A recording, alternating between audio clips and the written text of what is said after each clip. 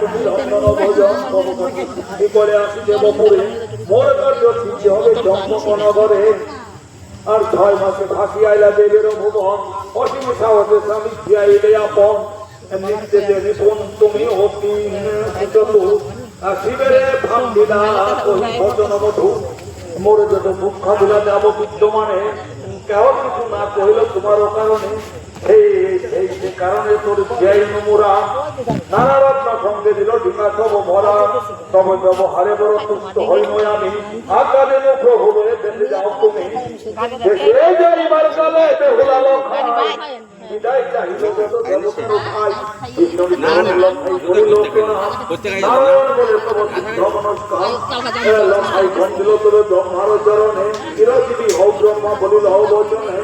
শিবর চরণে লক্ষাই খন্ডিল বিশেষে বর দিল চলি যাও আপনার দেশে। চতুর্দশে জম পদ বন্দিলে কমাতে অভয় বর তাহাকে দিলে গরম রবি ছুটে।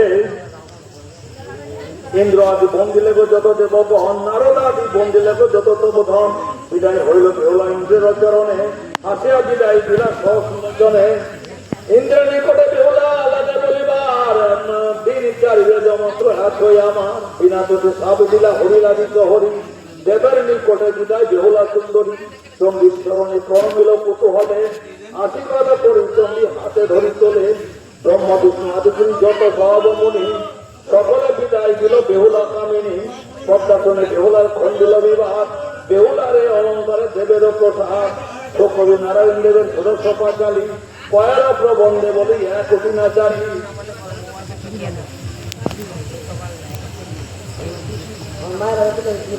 যায় বেহুলা চম্পক নগরে বেহুলারে তুষ্ট হইয়া নানা অলঙ্কার দিয়া দেবগণ চলে যায় ঘরে।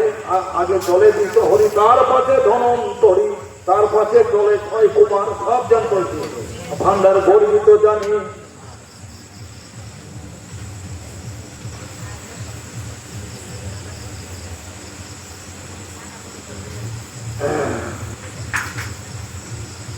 তারা দুর্গে গো মা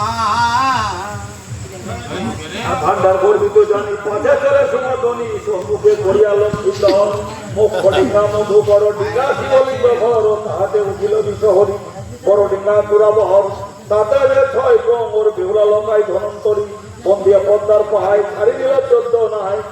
নীলক্ষেরও বাঁকো ছাড়ে অবহেলে বাঘের বাঁক দিয়া নারায়ণের বাঁক পাইয়া ভঙ্গাই সাধুর বাঁকে মিলে। যেতে যেতে বেহুলা সাপি গেছে তেরোডিঙ্গায় আটকা আছে। ভঙ্গাই সাধু বনকে নানা দুঃখে নারায়ণ দেবে কয় কবি বল্লভ হয় আছে বেহুলা পরম দুঃখে।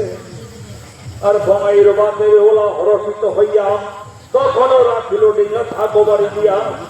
বেহুলা বলে শুনো প্রভু বচন হয় আমার এখানে মা পোলো এক পঞ্চয় তোমার লইয়া একটা করে ভাসি যাই চলে। লক্ষ হইয়া আমারে রাখিতে চাইল বলে কোকো করি কেন আমি তারে সাপ দিয়া। এখন আজ হয়ে ডিঙ্গা ধরেতে ঠেকিয়া। বণিক বলে কহে বেটা বড়ই পিতর শঙ্কবতী বেটা বলি কহে সদাগর। বেহুলার কথা শুনি কহিল কি কর স্বরূপেই মামা মোর হয় বংশধর। মামা বলি তখনই ডাকিল শিকর চলি যাইল বংশধর হাঁটি বালি চর। ভাগিনা সকলে দেখি জিজ্ঞাসে তখন ষষ্ঠী বলে সকল কহিল বিবরণ। বেহুলা বলে মামা শ্বশুর চলো শীঘ্র করি আর ঠান্ডার সাজন সাজিয়ে এসো যত্ন করি। বেহুলা বলে মামা শ্বশুর চলো শীঘ্র করি সাঙ্গার সাজনে সাজিয়ে এসো যত্ন করি। বেহুলা কইতে মামা মামা শ্বশুর চলো সাঙ্গার সাজে আনন্দ হয়েছে তো এমন আনন্দ হয়েছে সাঙ্গার সাজিয়ে সাজিয়ে আগে কইতো না সাঙ্গা হয়েছে সাঙ্গা যেটা কইতো সাঙ্গা সাঙ্গা। আর 2 গাল হইল কালিয়ার চোখ সাঙ্গার বড় হইয়া জন যে চোখে দেখিয়া মোরে বলিলাম দুরক্ষর সাপ দিয়া দিতে পারি তারও প্রতিফল। লখাই বলে শুনো প্রিয়া বর্জনয় আমার অজ্ঞানে করেছে দোষ না ভক্তিও আর। 6 কুমার আরে উজা জনন্ত এই বেহুলারে শান্ত করে নানা স্তুতি করি। বেহুলা বলে শুনো বাবু মণি গঙ্গর সাপে মুক্ত হলে দেশে জলহস্যর এত শনি বংশীধর সানন্দিত মন মন বিদায় হইয়া চলে আপন ভবন সাত খাতিনার সঙ্গে করি কোলাকুলি চলিল পাই সব জয় জয় বলি সেইবার ছাড়াইয়া বিজয় গমন সম্মুখে বিদার বাকে দিল দর্শন সেইবার ছাড়াইয়া করিল গমন কাঠ শিকালের বাকে দিল দর্শন সেইবার ছাড়াইয়া মঞ্জুরি সাগর দুই দণ্ড পথে চম্পক নগর এমনকালে বেহুলা কহিল খাই গোচর খারি দিউনি দহ মোরে বুনিয়া সত্য তাকে নিকটে যাব হইয়া ডুমনি নারায়ণ দেবে কয়ে মধুর হর্ষবাণী লইয়া পুষ্পের ঝাড়ি দমনির বেশ ধরি যাব আমি চম্পবন সদা শাশুড়ি মোরা কিরূপে বঞ্চয়ে করম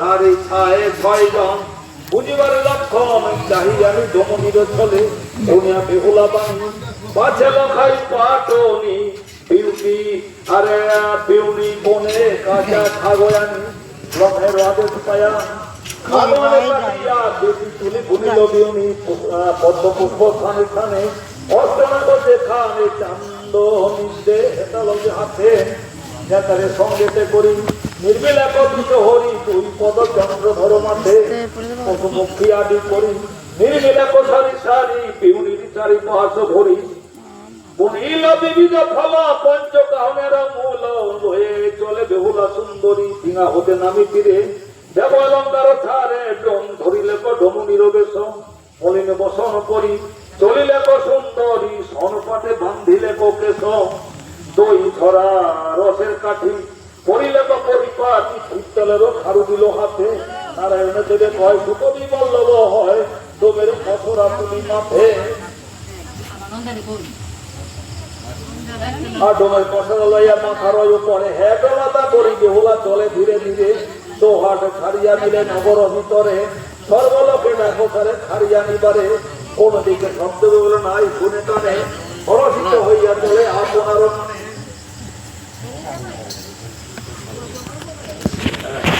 আরে নগর ছাড়িয়া গেল শ্বশুরের দেশে লক্ষ্মীন্দরে সন্ন্যাসিক হয়ে যে বিষয় ব্রাহ্মণ দৈব আনিয়াছে বিদ্যমান ভান্ডার ভাঙিয়া কান্দ করিতেছে দান হেমকালে ঘাটে আইল দুর্বলী নামে দাসী তার ঠাই জিজ্ঞাসিল বেহুলার উপসী সাবধানে শোনাবো সাধুর ঘরের দায় কিসের যজ্ঞ শব্দ হয় কহমর ঠাই দুর্বলী কহিল তবে ডমনি গোচর লক্ষ্মীন্দরের সন্ন্যাসী করে সদাগর এত হরষিত বেহুলা সুন্দরী হাসিতে লাগিল বেহুলা হেঁট মাথা করি দুর্বলে দেখিল তবে ডমনি হাসিতে ফুলের বিউনি খানি দেখিলে বোমাতে দুর্বলী বলে মোর বাক্য শোনো ডুমনি পতমূলে বেচ তোমার খারিয়ার বিউনি ডমনি বলে হেরো দেখো নানা চিত্র ফুল পঞ্চকাহন করি হয় বিউনির মূল আর এই কাহনে বেশি এক গোটা খারি বেশিবারে আসিয়াছি তোমার বলয়ারি ইহা শুনি দুর্বলে যে লাগিল বলিতে বেশিবারে বিউনিটাও মোরেও হাতেতে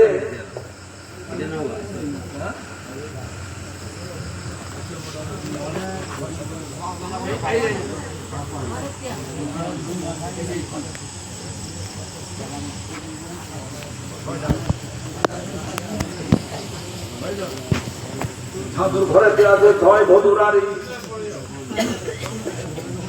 সাধুর ঘরেতে আছে ছয় বধুরারি তারাও কিনিবে তোরে ছয় গোটা খারি আরে যত মধু বলিয়া সবনি উপর উচিত মূল্যে কিনিবে রাজা চন্দ্রধর এত শুনি বেহুলার আনন্দিত মন খারি বিউনি আনি তারে দিল ততক্ষণ খারি বিউনিনে দাসির বাড়ির ভিতর পথে পথে রাখে তাহার রাজা চন্দ্রধর